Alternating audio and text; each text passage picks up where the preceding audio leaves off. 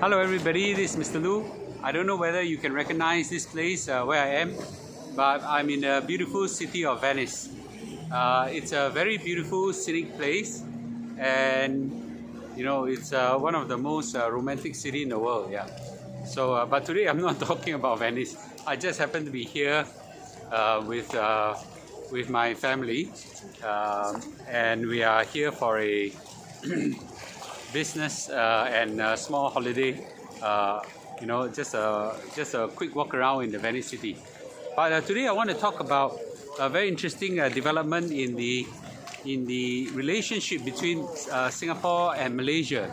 So Prime Minister Lee Hsien Loong and Prime Minister Anwar has met for a workshop, and I think one of the things they have talked about at length is the RTS link between Singapore and Malaysia. So they have affirmed that they will get it completed by end of 2026.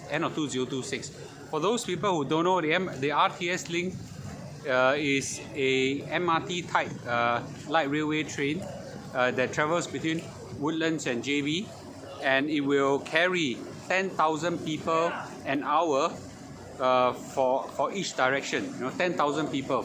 So it's earmarked to offload about 35% of the traffic that today is facing at a causeway. That's an amazing. That's going to be an amazing development. Now, for those people who are used to intercity trains, intercountry trains, I think the similar setup I could see is between, let's say, in Milan and in south of Switzerland, which is Lugano.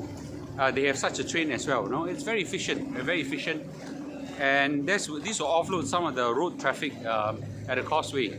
Now, with this would mean that inter city travel between Singapore and JB will be a lot more smoother, and estimated to increase the amount of people going into Malaysia. Because to be frank, right, most of us don't go to Malaysia for a few reasons. The number one on top reason that don't go to Malaysia is because of traffic jam.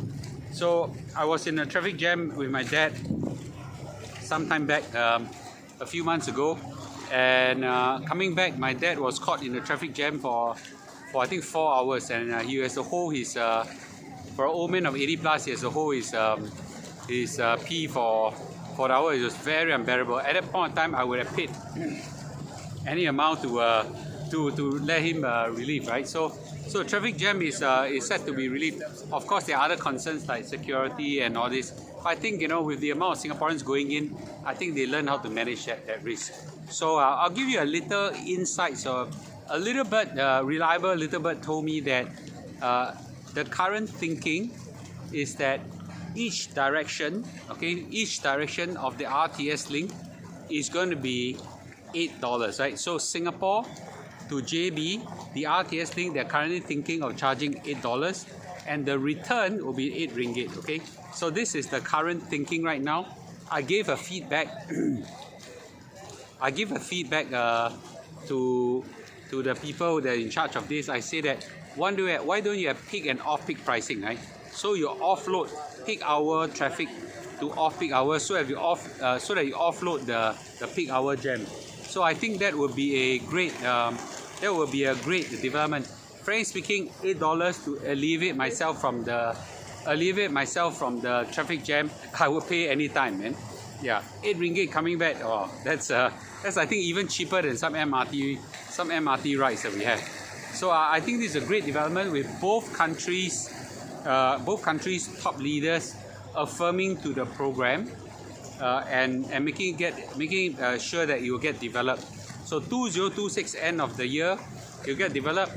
I think it's going to be easier for me now to travel to my Malaysia house, and I think a lot of Singaporeans will be thinking of it likewise. Now start thinking of what are the things that will happen when that happens, right? What are the things that will increase in value when that cross-border traffic start increasing? What are the things that will increase in worth, when they're happening, right? So I think these are very exciting times So 2026 is just 3 years down the line, right? Now it's 2023, 24, 25, 26, 3 years. 3 years is a pretty short time in building this kind of infrastructure. Today is already 50% built.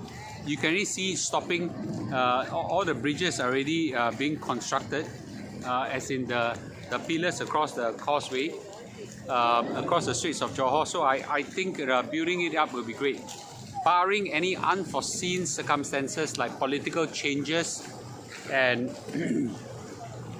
and some economic crisis of some form or shape, and bilateral relationship issues, I think this is set to change the economic activity and the tourist activity between the two countries, right?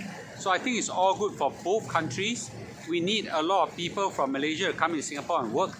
We need a venue for a lot of Singaporeans to spend money in Malaysia. It benefits both ways.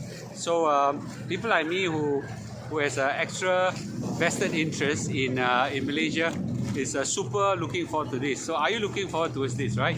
Let me know your comments towards this. I think it's a great development with both leaders coming in and affirm that everything is on track, right?